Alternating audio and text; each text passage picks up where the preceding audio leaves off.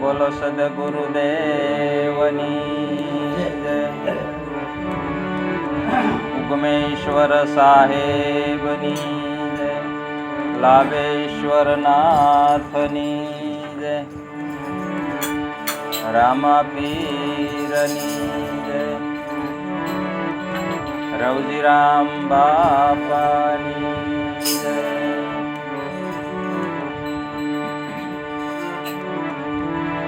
હરિ ઓમ.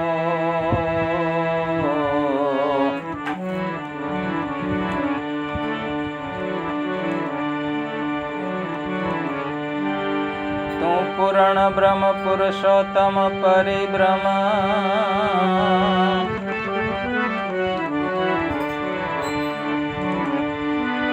તું પૂર્ણ બ્રહ્મ પુરુષોત્તમ પરિબ્રહ્મ,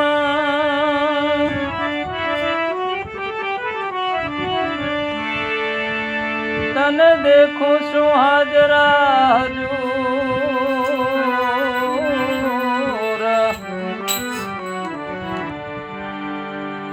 અનુભવી ઓળખીને જે આરાધે,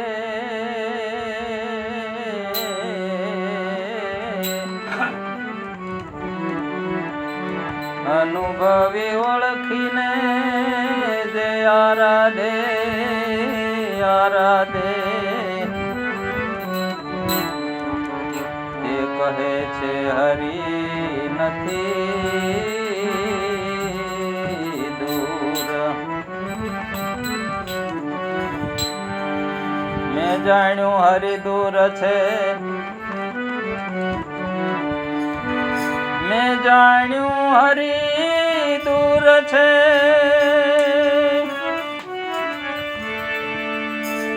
એ હરી સે રુદિયાની માય.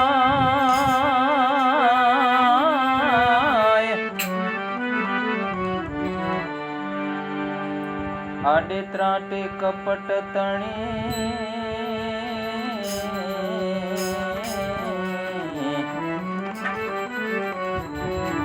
આડી ત્રાટી કપટ તણી,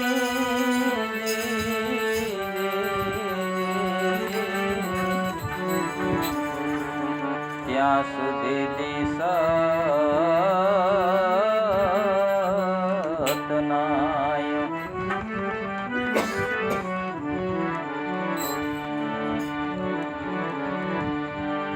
બોલે તે બીજો નથી,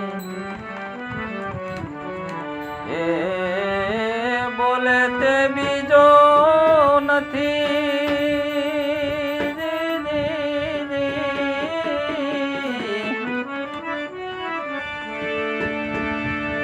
છે પરમાત્મા પોતે. અજ્ઞાની જે આંધળો,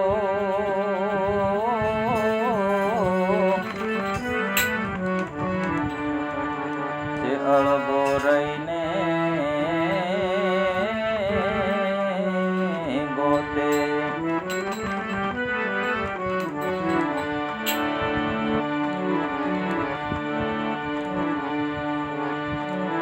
ईश्वर को ढूंढे सब दुनिया,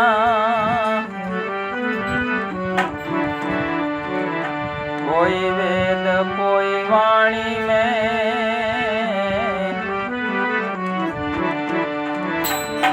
ईश्वर को ढूंढे सब दुनिया,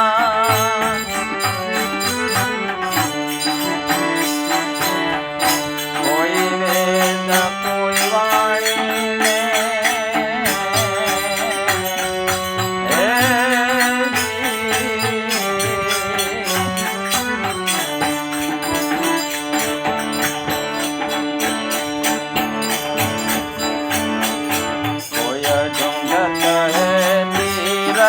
व्रत में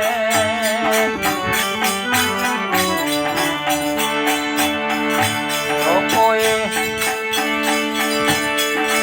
ए पत्थर पान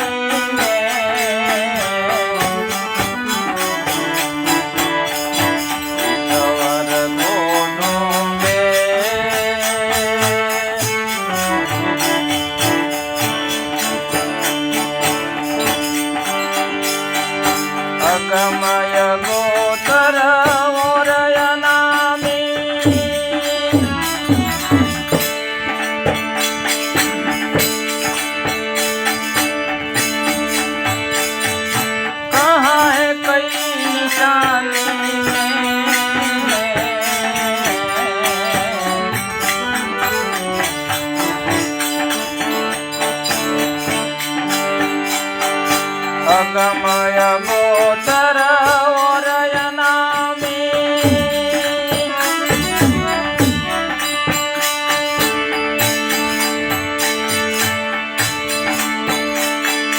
कहाँ है कई निशानी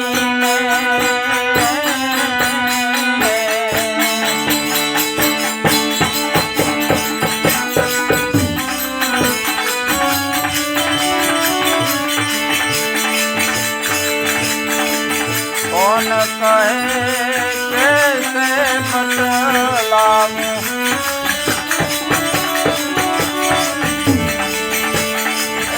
कौन कहे कैसे बतलाऊं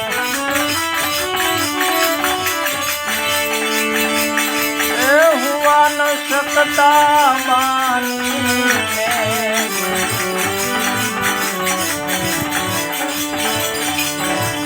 ईश्वर खोलो में सब दुनिया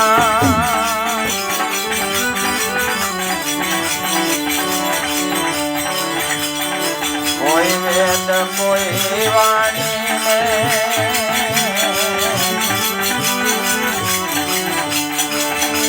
कोई ढूंढत है तीर्थ व्रत में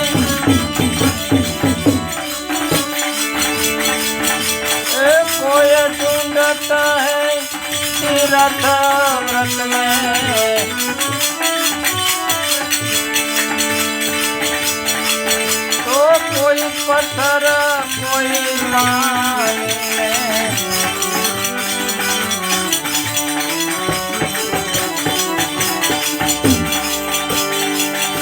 वेद कहत है नेति नेति से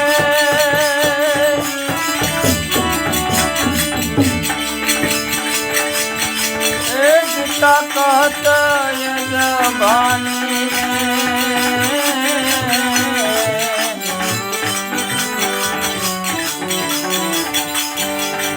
वेद कहत है नेति नेति से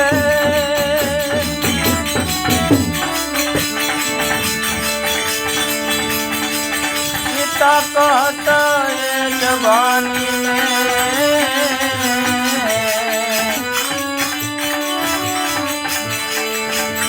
पुराण पुराण सब यूं कहता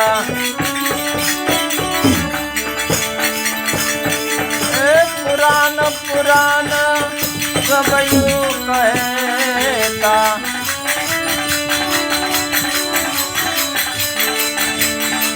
ओ बात सब सामी है ईश्वर खोलूं दे सब दुनिया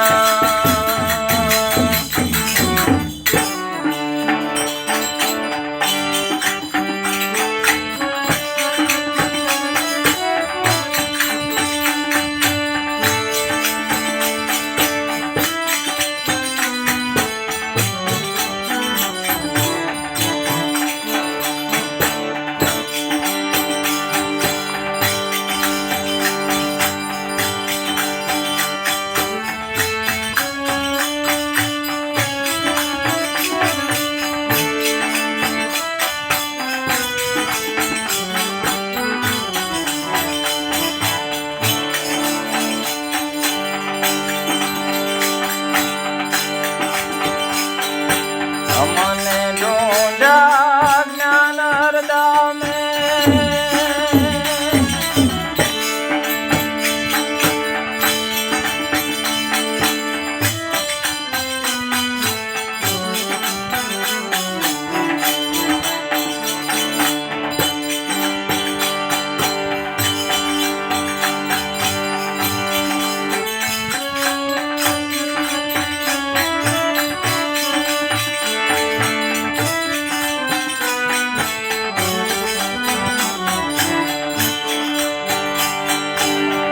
वेद मिला सारा संतोष ने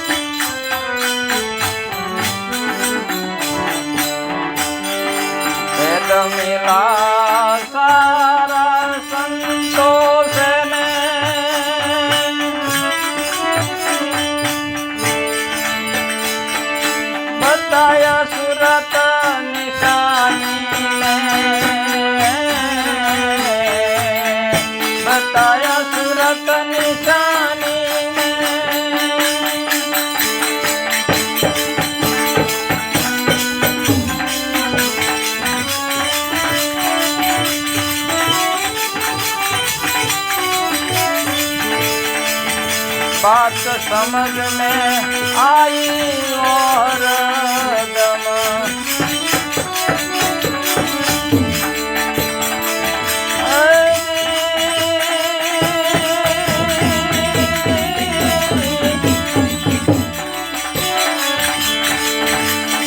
बात समझ में आई और दम रहते हृदय ज्ञानी से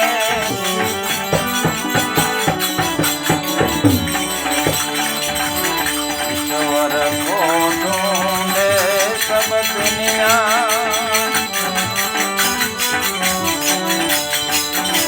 कोई वेद कोई वाणी में कोई ढूंढत है तीर्थ व्रत में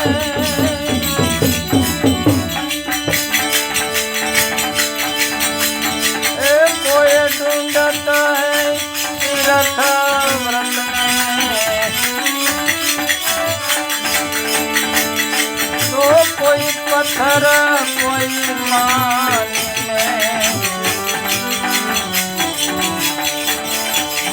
ईश्वर को ढूंढे सब दुनिया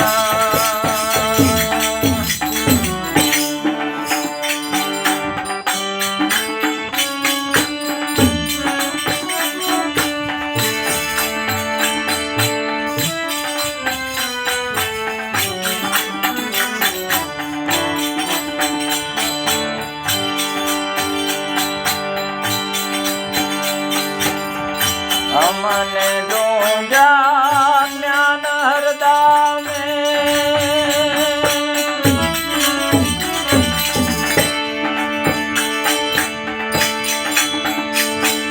वसी उजड़ बेरानी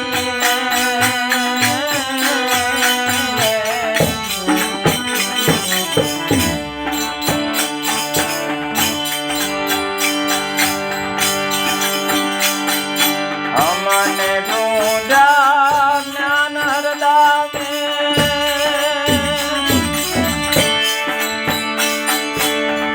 वस्ती उजड़ बेरानी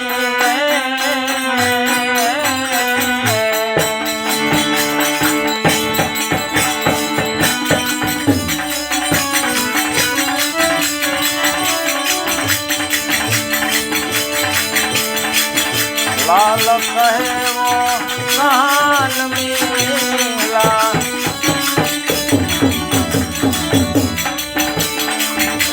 लाल कहे वो कान मिला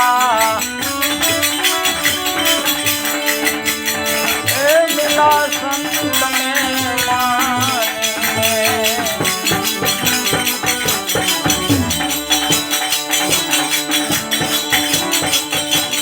माने सब दुनिया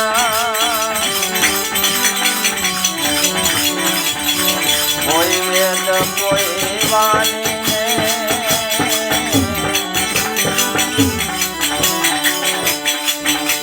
कोई ढूंढत है तीर्थ व्रत में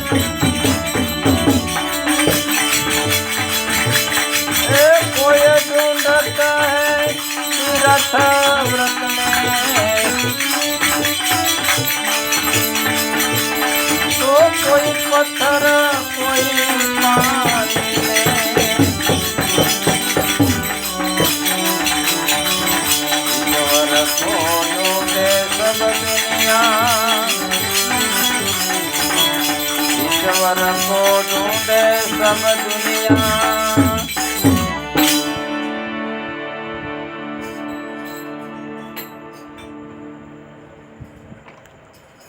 લાલ સાહેબ એની વાણીમાં ગાતા એમ કહે છે કે આખું જગત ઈશ્વરને ગોતે છે ईश्वर को ढूंढे सब दुनिया कोई वेद कोई वाणी में कोई ढूंढत है तीर्थ व्रत में तो कोई पत्थर कोई पानी में ઈશ્વરને ભાઈ મળવાનું કોને મન ન થાય? એટલે આખું જગત એને ગોતવા માટે કોઈને કોઈ પ્રયાસો કાયમ માટે કરી રહેલ છે. ઈશ્વર કો ઢૂંઢે સબ દુનિયા, કોઈ વેદ કોઈ વાણીમાં. કોઈ એમ કે ભાઈ ઈશ્વર છે એ વેદમાં છે. વેદમાં ઈશ્વરના ગુણાનો વાદો લખવામાં આવ્યા છે, એના ચિત્રો દોરવામાં આવ્યા છે, પણ પુસ્તક ઊંધું ખખેરીને આમ ખખેરીએ તો ઈશ્વર એમાંથી હેઠો પડતો નથી. નહીંતર જો ઈશ્વર વેદોમાં વર્ણવેલો હોય, લખેલો હોય, ચિતરેલો હોય તો ખરવો જોઈએ ને. પણ ગુણવાનના ગુણ અપાર, ગુણીજન મિલકર ગાવે. ગુણ થકી ઓળખાય ભલે, પણ એ ગુણથી તો ન્યારો કહાવે. ઈશ્વર એમાં ચિતરેલો છે, લખેલો છે, પણ એને જો મેળવવો હોય તો મહાપુરુષોએ એનું મંથન બતાવ્યું છે કે સુરભીના પેટમાં પઈ તેમાં ઘ્રત, પણ સુરભીથી તૃપ્તિ ન પમાય. દોહીમાંથી માખણ તાવે, ઘી ખાધે સુખ થાય. જેમ ગાયના પેટમાં ઘી છે, પણ ગાયને સાંટવા માંડીએ તો ઘીનો સ્વાદ ન આવે.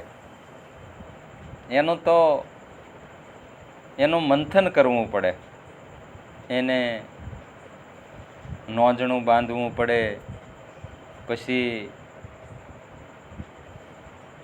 એને એવું વાસણ લેવું પડે, અને જેને દોહન કરતા આવડે એ દૂધને એ વાસણમાં દોઈ શકે.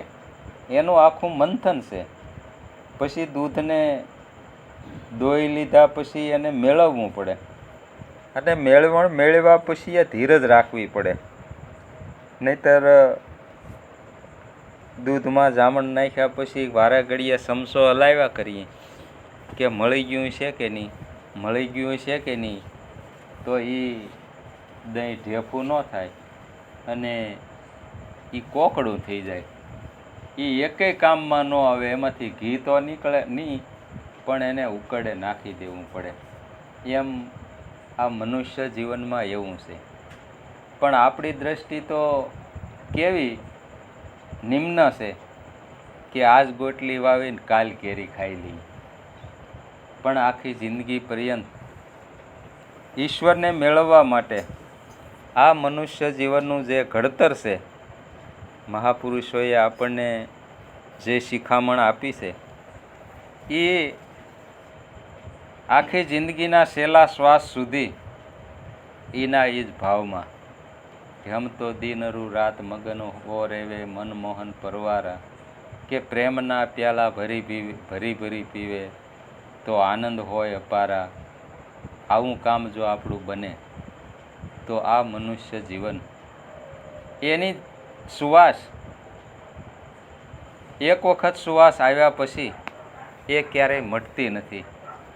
પણ જેમ દૂધનું મેળવણ કરીએ પછી આપણે નિરાતે સૂઈ જઈએ, સવારે એનું દહીં બની જ ગયું હોય, પણ આપણી ભાવના કાયમ માટે એવી હોવી જોઈએ.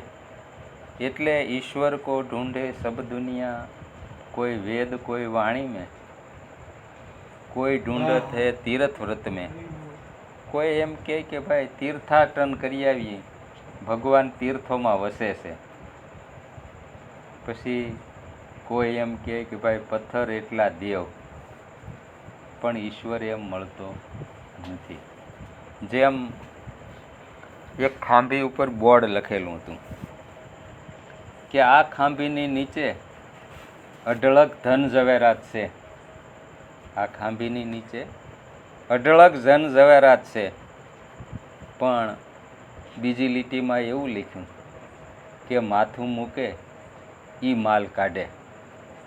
તો તો ખાંભી તો કઈ છે કે આ 5 તત્વનો જે મનુષ્યનો દેહ બનેલો છે, જલ, અગ્નિ, વાયુ, પૃથ્વી અને તેજ, આ ખાંભી છે.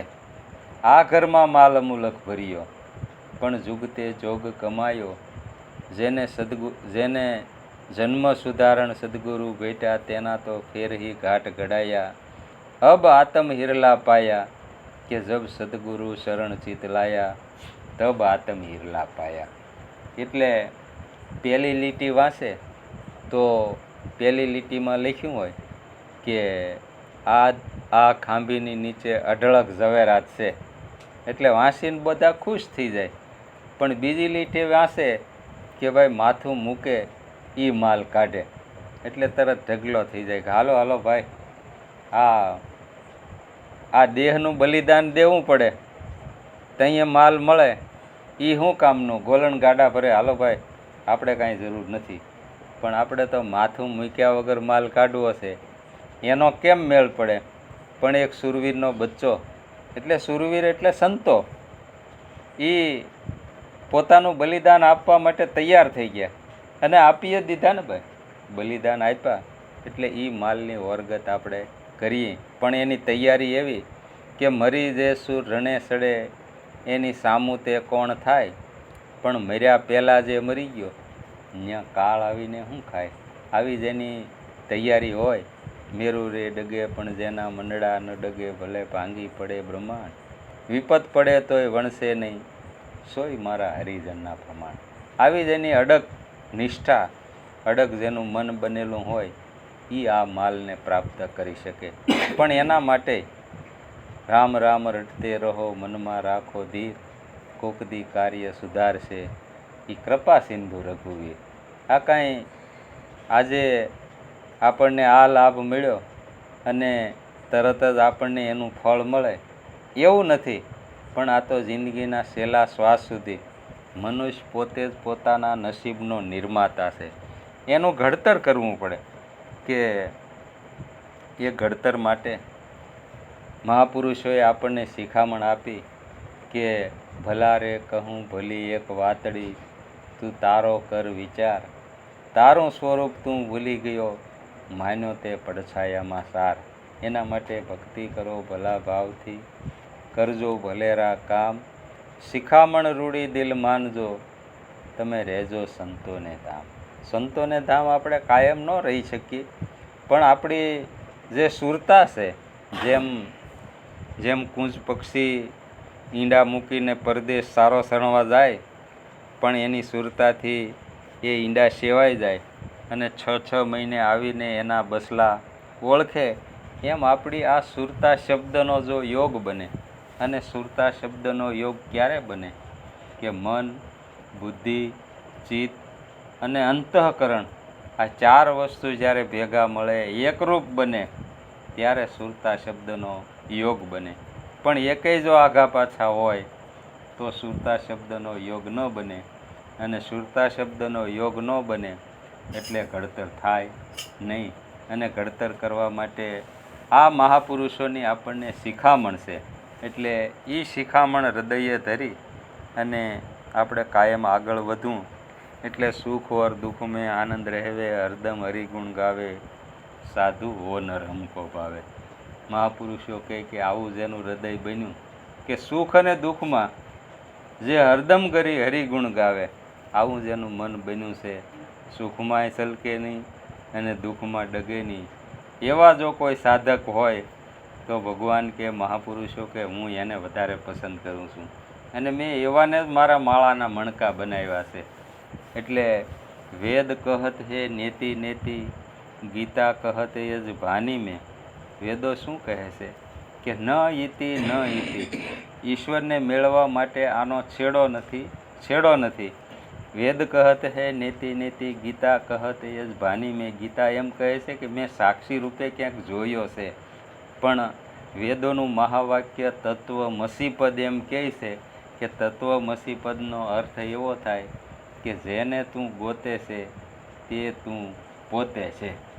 પણ એના માટે દેહો દેવાલય પ્રોક્ત, સહજીવન કેવલ શિવ. દેહી એ દેવાલય છે, જીવ પોતે શિવ સ્વરૂપ છે, પણ અજ્ઞાનરૂપ અંધકારને લઈ આપણે એને શિવ સ્વરૂપ માની શકતા નથી. એટલે તજેદ અજ્ઞાનરૂપ અંધકારને દૂર કરી સોહમ ભાવથી કાયમ એની પૂજા કરવામાં આવે. તો વેદ કહત હે નેતિ નેતિ, ગીતા કહત હે જ ભાની में, कुरान पुराण सब यूँ कहता કે ઓ બાતા છબ છાની હે. પુરાણ શું કહે કે આ વાત તો છે તો ખરી, પણ એની આગળ લગાડી દીધો છે કે ભાઈ અમને કાંઈ ખબર નથી. પણ એ ભેદ કોણ આપણને બતાવે કે અગોચર, અગમ છે, અગોચર છે, અનામી છે, અકળ છે. પણ ક્ષોત્રિય અને બ્રહ્મનિષ્ઠ સદગુરુનું શરણ મળે તો જે આગળ લગાડેલો છે, અગમની ગમ પડી જાય તો એ કાઢી નાખી અને એનો ભેદ આપણને બતાવે. એટલે ભેદ મિલા સારા સંતો છે એને બતાયા સુરત નિશાની મેં, સુરતાના નિશાનમાં આ ભેદ બતાવેલો છે. એટલે અમને ઢૂંઢ્યા જ્ઞાન હરદામે, ભેદ મિલા સારા સંતો છે ને બતાયા સુરત નિશાની મેં, बात समझ में आई वो हरदम, પણ ઈશ્વર રહે છે ક્યાં કે જેનું જ્ઞાની હૃદય બન્યું છે ત્યાં મારો વાસો છે.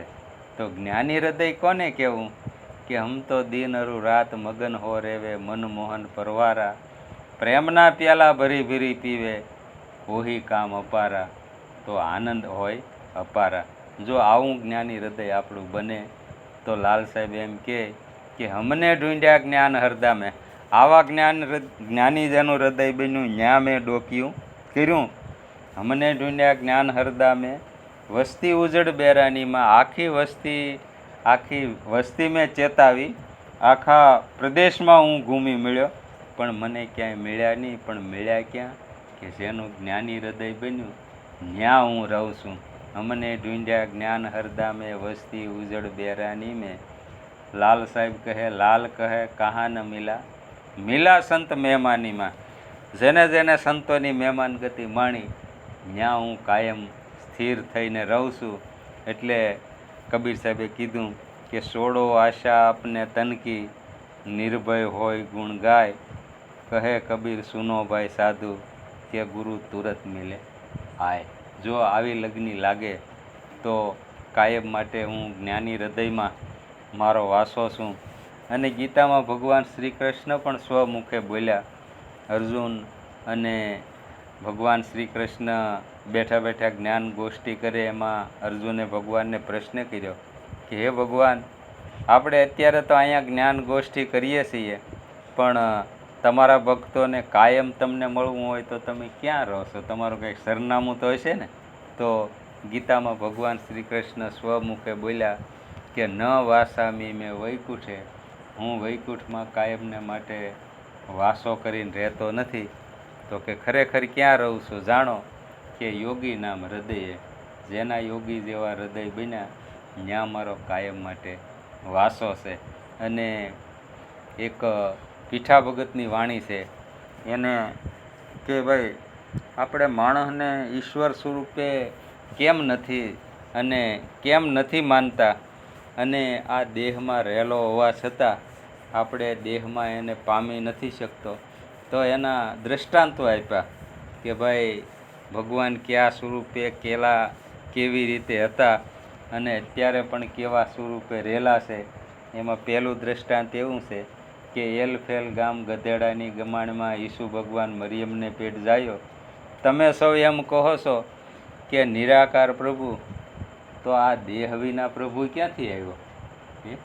કે ભાઈ દેહનો તો ને આ પ્રભુ કેમ આવ્યા? એમ તો એની તો ઓળખાણ બતાવી કે ખરેખર ભગવાન પહેલાં સૌથી પહેલાં કયા સ્વરૂપે કોને ત્યાં જન્મ ધરીને આવ્યા એની પ્રતીતિ મહાપુરુષોએ કરાવી છે.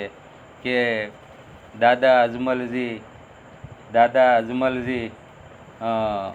દાદા રામદેવજી અજમલ ઘરે રણુજામાં આવ્યા તો બાવા બાળનાથની ઝૂંપડીમાં જઈને કોણ સંતાયું? તમે સૌ એમ કહો છો કે નિરાકાર પ્રભુ, તો આ દેહ વિના પ્રભુ ક્યાંથી આવ્યા?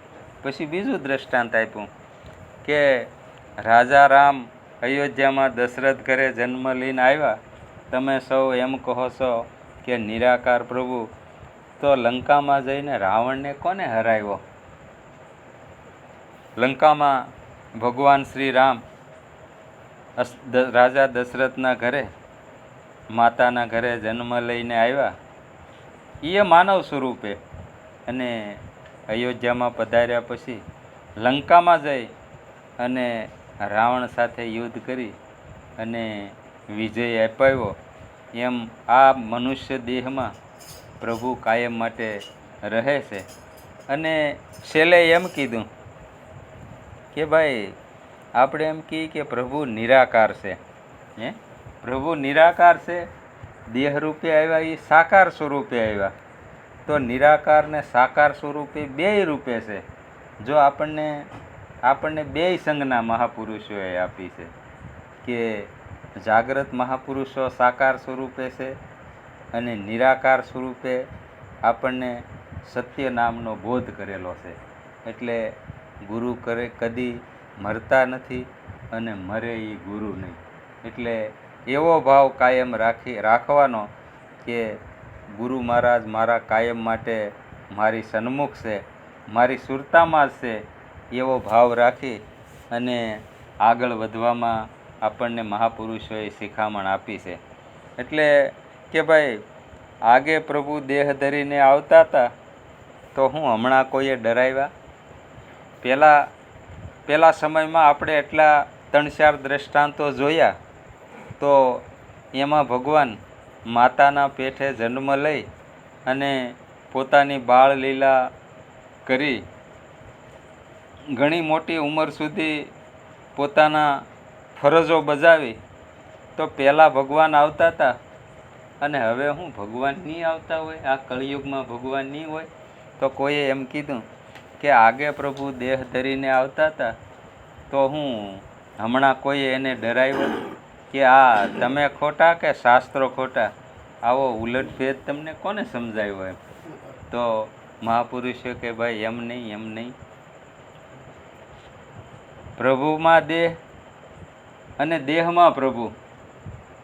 શું કીધું મહાપુરુષે? છેલ્લી લીટી જોજો કે પ્રભુમાં દેહ અને દેહમાં પ્રભુ. આવો જેને ઉલટભેદ સમજાવ્યો, દાસ પીઠો કહે કે આવી મતિ જેની ગુરુ શરણમાં વિરામી છે, એ કાયમ માટે ઈશ્વરના દર્શન આ મનુષ્ય જીવનમાં પલે પલે થાય છે.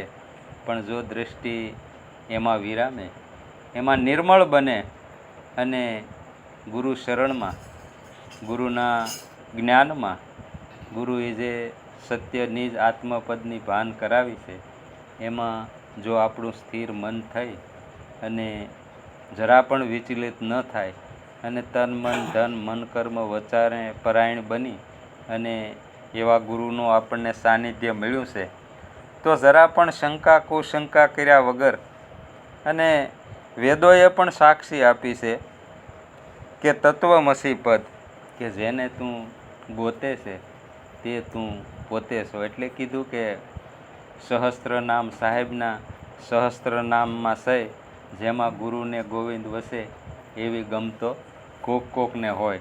અને છેલ્લે તો એમ કીધું કે બોલે એ બીજો નથી, છે પરમાત્મા પોતે, પણ અજ્ઞાની એ જ આંધળો જે અળગો રહીને ગોતે.